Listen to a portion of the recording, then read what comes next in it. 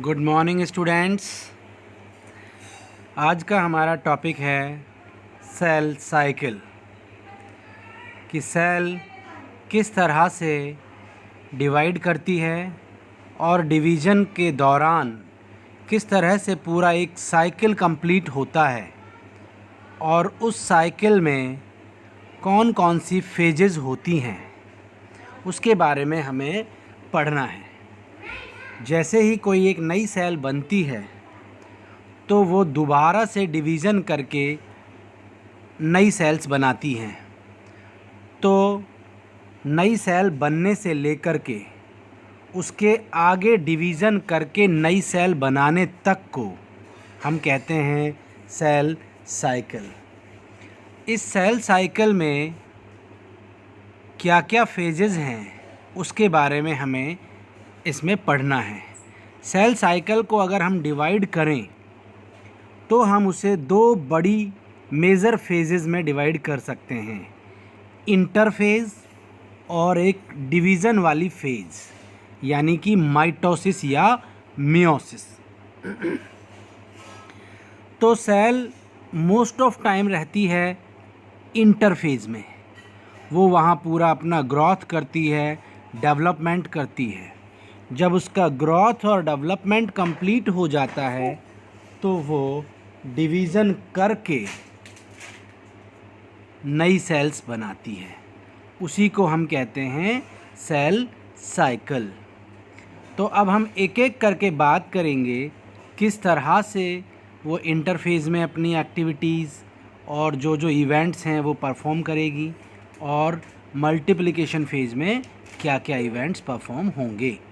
देखिए, अगर मैं सेल साइकिल को देखूं तो ये जो नई सेल बनी है, ये यहाँ पर नई सेल बन गई है, ये एक नई सेल है।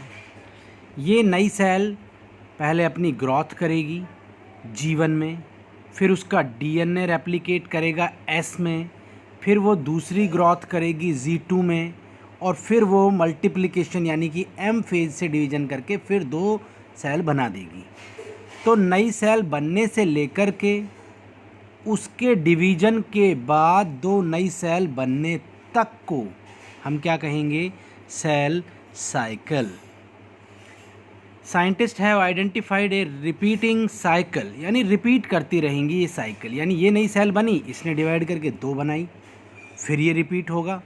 तो ये रिपीटिंग साइकिल चलता रहेगा, यानी कि एक सेल बनने के बाद लगातार वो नई सेल बनाएंगी। Repeating cycle of event in life of a cell. This cycle of event is called cell cycle.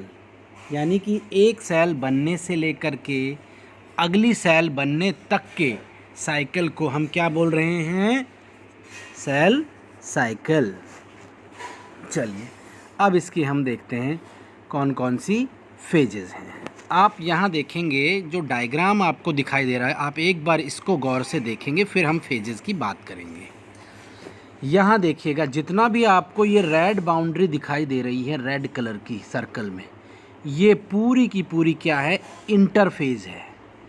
यानी कि एक सेल अपना मोस्ट ऑफ टाइम यानी ज़्यादा से ज़्यादा समय किस में बिताती है? इंटरफेज के अंदर। और थोड़ा सा समय वो एम फेज यानी कि मल्टीप्लिकेशन यानी कि विभाजन वाली अवस्था में बिताती है। तो अब हम एक एक करके बात कर रहे हैं कि भाई जो इंटरफेज है उसमें कौन कौन सी फिर सब फेजेस आएंगी। ये आपका बहुत इंपॉर्टेंट क्वेश्चन पूछा जाता है कि इंटरफेज में कौन सी चार फेजेस हैं या सेल साइकिल की कौन कौन सी चार फेजेस हैं। अब हम यहाँ हैं, सपोज़ यहाँ हमारी एक नई सेल बन के आई है। अब ये नई सेल जैसे ही बन के आएगी तो वो किस में एंट्री करेगी? G1 फेज में, यानी कि सेल का ग्रोथ फर्स्ट। G1 का मतलब है ग्रोथ फर्स्ट, G1 फेज में। फिर वो जाएगी किस में? S फेज में। आप देख सकते हैं ये S फेज में, यानी कि S फेज में क्या होगा? डीएनए सिंथेसाइज होगा, यानी डीएनए का रेप्लिकेशन होगा, डीएनए 1 से 2 बनेंगे। फिर ये गैप 2, G1 को आप यहाँ गैप भी बोल सकते हैं और ग्रोथ सेकंड भी आप बोल सकते हैं। ये गैप 2 होगा, यानी कि G2 फेज़ के अंदर क्या होगा? सेल और ग्रोथ करेगी, और जैसे ही फुल मैच्योर यानी ग्रोथ कर लेगी तो वो किस में एंट्री कर जाएगी, मल्टीप्लिकेशन में, एम फेज में, जिसमें फिर 4-5 सब फेजेस होंगी। पहली प्रोफेज, फिर मेटाफेज, फिर एनाफेज, फिर टीलोफेज, और फिर साइटोकाइनेसिस यानी कि साइटोप्लाज्म का डिवीज़न किया जाएगा। Is it clear? तो देखिए यहाँ इंटरफेज में ये तीनों फेज आ गई, G1 S G2 और फिर M फेज अपनी इंडिपेंडेंट है। अब देखना है कि एक एक फेज़ में क्या क्या इवेंट्स होंगे। देखिए इंटरफेज की मैं बात कर रहा हूँ। अगर मैं इस M को हटा दूँ तो बस सारा का सारा क्या है, इंटरफेज है। अगर एक सेल 15 घंटे में डिवीज़न करती है तो 16 घंटे में अगर डिवीज़न करती है तो 15 घंटे वो किस में रहती है, इंटरफेज में, और डिवीज़न फेज तो केवल 1 घंटे की होती है, बहुत छोटी। अब कंपोज्ड ऑफ G1, तो इंटरफेज की मैं बात कर रहा हूँ। इंटरफेज में कौन कौन सी 3 फेजेस होंगी, G1 S और G2, where cell spends most यानी 90% ऑफ इट्स टाइम, यानी कि एक सेल का बनने से लेकर के 2 नई सेल बनने के बीच में उसका 90% टाइम कौन सी फेज़ में बीतता है, इंटरफेज में, यानी कि cell most of time interphase में रहती है। Often called the resting phase, but cell is not at rest. यहाँ देखिएगा बहुत मिसकंसेप्शन हो जाता है कि भाई क्या यहाँ पर सेल रेस्ट कर रही है क्या, नो, यहाँ सेल रेस्ट नहीं कर रही है, यहाँ तो इतनी एक्टिव होती है कि नई नई चीज़ें इसके अंदर बन रही होती हैं। तो ये रेस्ट नहीं है बल्कि बहुत ही एक्टिव स्टेज होती है। Cell is not dividing but it is active. इस टाइम सेल डिवाइड नहीं कर रही होती है लेकिन अपनी ग्रोथ और डेवलपमेंट पूरा का पूरा कर रही होती है, और मोस्ट ऑफ टाइम ये इंटरफेज में रहती है। यहाँ देखिए interphase oftenly called the resting phase, but cell is not at rest. Cell may not be dividing but it is active, वही बात है जो हम आपको बता रहे थे। डीएनए, अब आप देखेंगे कि सेल के न्यूक्लियस के अंदर जो मैं पढ़ा चुका हूँ आपको, डीएनए होगा। क्रोमोसोम्स के अंदर सारी जेनेटिक इन्फॉर्मेशन इसमें स्टोर होगी। जो कोडेड इन्फॉर्मेशन है on chromosome is called DNA. तो डीएनए आप यहाँ देख सकते हैं, ये एक पूरी सेल है, इसके अंदर ये न्यूक्लियस है, क्रोमोसोम है, और क्रोमोसोम के अंदर डीएनए और हिस्टोन है, जो हम क्रोमोसोम की पैकेजिंग जब आपको पढ़ाई थी तो उसमें हमने आपको बता दिया था। तो इन सब में क्या क्या चेंजेस होंगे वो सब हम देखेंगे। ऐसे ही क्रोमोसोम है, क्रोमोसोम में भी ये देखिएगा मैंने पढ़ाया था सेम यही आपको, कि क्रोमोसोम के अंदर आपको क्या दिखाई दे रहा था, ये क्रोमोटिन नेटवर्क है। अगर एक क्रोमोसोम को आप देखें तो सेंट्रोमियर एक आर्म है, लेकिन ये पूरे के पूरे कंडेंस्ड फॉर्म में होते हैं, तब आप इन्हें क्रोमोटिन कहते रहते हैं। लेकिन ये धीरे धीरे क्या होंगे, अनकॉइल होंगे, क्रोमोसोम छोटे और मोटे होंगे, और आप इन्हें क्या कहना स्टार्ट कर देंगे, chromosome.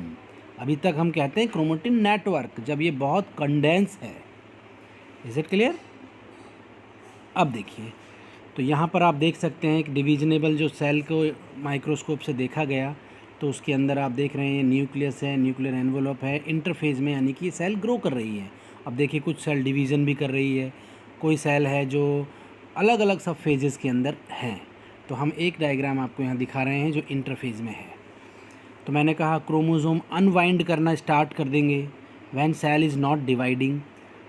अनवुंड chromosome are available to be read by the cell's machinery, यानी कि जैसे ही सेल एक्टिवेट होगी तो उसको डीएनए वगैरह बनाना पड़ेगा, और इतना कंडेंस अगर क्रोमोसोम होगा तो डीएनए रेप्लिकेट नहीं कर पाएगा। तो क्रोमोसोम क्या होंगे, छोटे और मोटे होने लग जाएंगे by the cell machinery. Example open book, the DNA is accessible thus the cell can carry out instructions, क्योंकि सारा का सारा इन्फॉर्मेशन जीन्स में है, और जीन्स किसके बने हैं, डीएनए के, और डीएनए किस में है, क्रोमोसोम्स में। ये हमें दिखाई नहीं देते हैं, बहुत माइक्रोस्कोपिक इवेंट्स होते रहते हैं, लेकिन ये सारे होते कब हैं, जब सेल डिवीज़न करना स्टार्ट करती है। अब हम देखते हैं एक एक सब फेजेस को। G1, जिसे हम गैप 1 कह रहे हैं, या फर्स्ट ग्रोथ फेज भी हम कह सकते हैं। तो बात आती है कि भाई पहली जो सेल जैसे नई बन के आई है, उस सेल के अंदर बनते ही उसके अंदर वो जीवन फेज़ में एंट्री कर जाएगी। और अब जीवन फेज़ के अंदर क्या होगा, तेज़ी से वो ग्रोथ करेगी, यानी जो उसके अंदर न्यूट्रिएंट अवेलेबल है उसको यूज़ करके तेज़ी से ग्रोथ करेगी, नए नए प्रोटीन्स बनाएगी, नए नए सेल ऑर्गेनल्स बनेंगे, क्रोमोज़ोम मैंने कहा अनवाइंड होंगे, ठीक है, अनवाउंड होंगे, क्रोमेटिन नेटवर्क जो है उसका, प्रिपेयरिंग फॉर डीएनए सिंथेसिस। देखिए यहाँ सबसे इम्पॉर्टेंट बात क्या है कि डीएनए का सिंथेसिस नहीं होता है जीवन में, लेकिन डीएनए सिंथेसिस करने की सारी तैयारियाँ जीवन में ही हो जाएंगी। आप कहेंगे सर तैयारी क्या करनी होगी इसमें? तैयारी यानी कि डीएनए को बनाने के लिए बहुत सारे एंजाइम्स, न्यूक्लियोटाइड्स, ये सब कलेक्ट करने होंगे। तो इन सब की तैयारियां न्यूक्लियस में कर ली जाएगी, ठीक है। तो जीवन फेज़ में क्या क्या हुआ, प्रोटीन नए नए ऑर्गेनल्स बने, स्पिंडल फाइबर्स वगैरह बनना स्टार्ट होते हैं, क्रोमोसोम्स अनवाउंड होने स्टार्ट हो जाते हैं, जो क्रोमेटिन नेटवर्क है वो खुलने लग जाता है, डीएनए सिंथेसिस की तैयारी होने लग जाती है जीवन फेज़ में। अब ध्यान दें आप, सबसे इम्पॉर्टेंट बात आपको देखनी है, जीवन के साथ साथ ही आती है, कुछ सेल होती हैं जो तो डिवीज़न करती है, उसमें तो वो क्या है कि जीवन में एंट्री कर जाती है। कुछ सेल जैसे आरबीसी है, ब्लड सेल्स हैं, और कुछ सेल ऐसी हैं जो फिक्स हो गई है, उन्हें डिवीज़न नहीं करना है, तो वो किस में चली जाती हैं, G0 या G0 फेज़ में चली जाती है। यानी जिस सेल को डिवीज़न नहीं करना है वो G0 फेज़ में चली जाएगी। सेल लीव्स सेल साइकिल, यानी कि सेल साइकिल को छोड़ देगी और अपना काम करती रहेंगी, यानी डिवीज़न नहीं करेंगी और ये डेड हो जाएगी, जैसे RBC.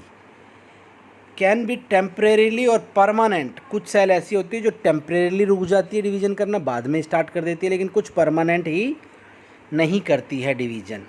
But not necessarily dead, मरती नहीं है ये, सारी एक्टिव होती हैं, अपना काम करती रहती है और फाइनली फिर ये डेड हो जाती है। न्यूरॉन्स हैं, आरबीसी, अब देखो न्यूरॉन्स हैं, एक बार बन गए तो डिवीज़न करके दूसरे न्यूरॉन नहीं बनाते हैं, वो तो लगातार अलग ही स्ट्रक्चर से बनते रहते हैं, ठीक है। तो जब सेल डिवीज़न नहीं करती है तो वो कौन सी फेज़ में चली जाती है, G0 फेज़ में, G0 फेज़ में चली जाती है। लेकिन मैंने आपको बताया कि जीवन फेज़ के बाद वो किस में आएगी, एस फेज़ में आएगी। एस का मतलब होता है सिंथेसिस। किसका सिंथेसिस, डीएनए का सिंथेसिस। यानी कि एस फेज़ में सेल रेप्लिकेशन करेगी और make a copy of its entire set of chromosome, और क्रोमोसोम की कॉपी बना देगी, यानी कि डीएनए डुप्लीकेट हो जाएगा, 1 से 2 हो जाएगा। अब क्वेश्चन है व्हाई इज़ दिस नेसेसरी। अब ये बहुत इंपॉर्टेंट क्वेश्चन होता है कि एस फेज़ में डीएनए डुप्लीकेशन की क्या ज़रूरत है। देखिए सेल भी 1 से हमें 2 बनानी है, और क्रोमोसोम है आपको पता है डिवाइड करके हाफ एक में जाएंगे, हाफ एक में जाएंगे, वो आपको लगते हाफ हाफ है, लेकिन उसका डीएनए डुप्लीकेट हो करके क्या हो चुका होता है, वो पहले ही डबल हो चुका होता है, ठीक है। What would the chromosome look like now, वही ये क्वेश्चन पूछ रहा है कि क्रोमोसोम दिखते कैसे हैं आपको। क्रोमोसोम तो ऐसा लगता है कि आपको सिंगल है, लेकिन उसके अंदर डीएनए डुप्लीकेट हो चुका होता है और वो 2 क्रोमोसोम बन चुके होते हैं, जो आपको अभी आगे जब डिवीज़न दिखाएंगे तो वहाँ कैसे सेंट्रोमियर से अलग होंगे वो आप देखेंगे। तो सबसे पहले एस फेज़ में क्या होगा, डीएनए सिंथेसिस होगा, डीएनए डुप्लीकेट होगा, पूरा सेट है जो डीएनए का, इसीलिए इसको हम एस फेज़ कह रहे हैं।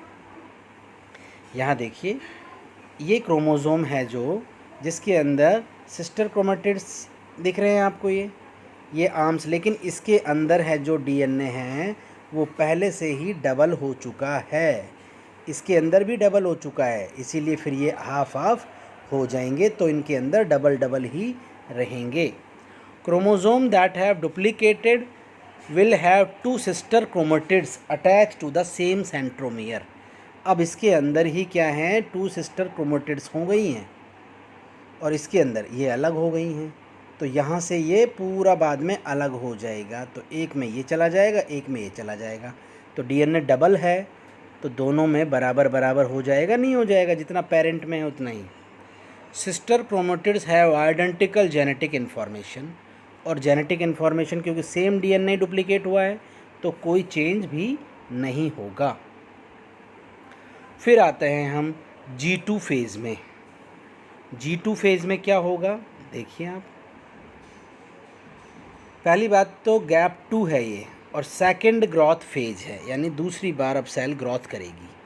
Cell grows larger in size, cell अपने साइज़ को बढ़ाएगी, और अब किस में जाना है, उसको सेल को डिवीज़न करना है तो साइज़ को भी ये बढ़ाएगी। और जो जो ऑर्गेनल्स की ज़रूरत है और ऑर्गेनल्स बनना स्टार्ट हो जाएंगे, और स्ट्रक्चर्स बन जाएंगी, और प्रोटीन जो ज़रूरी है वो बन जाएंगी, एंजाइम्स ज़रूरी हैं वो बन जाएंगे। तो सेल डिवीज़न के लिए जो जो चीज़ों की ज़रूरत होगी वो सारी सिंथेसिस किस में होंगी, G2 फेज़ के अंदर। एग्ज़ाम्पल सेंट्रियोल, न्यूक्लियोलस, ये सब डुप्लीकेट हो जाएंगे क्योंकि सबको डिवाइड करके 2 सेल के अंदर बांटना होगा। आप यहाँ भी देख सकते हैं डायग्राम्स को, क्या क्या चीज़ें हैं जो डुप्लीकेट हो रही हैं। न्यूक्लियाई है वो डुप्लीकेट हो रही हैं, ठीक है, न्यूक्लियोलस दिख रही है आपको, ये देख सकते हैं आप, सेंट्रियोल भी बन रहे हैं, तो सेल है जो डिवीज़न की तैयारी में लग गई है। अब सेल जब पूरी डिवीज़न की तैयारी हो चुकी है, सेल फुल मैच्योर हो गई है, तो सेल किस में एंट्री करेगी, M फेज़ में, यानी मल्टीप्लिकेशन फेज, यानी कि विभाजन अवस्था, सेल डिवीज़न अवस्था। All of the cell's energy is devoted to the process of cell division. सारी सेल अपनी पूरी एनर्जी जो उसने कलेक्ट की है, जो तैयारी की है, सब सेल डिवीज़न में लगा दी जाएगी। M फेज़ है, उसको फिर हम डिवाइड कर देंगे किस में, माइटोसिस में और साइटोकाइनेसिस में। पहले तो भाई न्यूक्लियस डिवाइड हो जाएगा और फिर साइटोकाइनेसिस हो जाएगा। यहाँ आप देखिएगा साइटोप्लाज्म का डिवीज़न भी हो रहा है। Why the chromosome would be condensed in M phase. अब M फेज़ में क्या होगा, जब आप देखेंगे एनाफेज़ के अंदर कि क्रोमोसोम है जो मेटाफेज़ के अंदर और एनाफेज़ के अंदर क्रोमोसोम छोटे और मोटे हो जाएंगे, जिससे कि उनका इक्वल डिस्ट्रीब्यूशन हो सके। अब 4 फेजेस हैं M में भी, प्रोफेज़ जिसके बारे में हम बात करेंगे, फिर मेटाफेज़, फिर एनाफेज़, फिर टेलोफेज़ और फिर साइटोकाइनेसिस। तो ये था पूरा का पूरा सेल साइकिल जो इंटरफेज़ और M फेज़ में डिवाइड है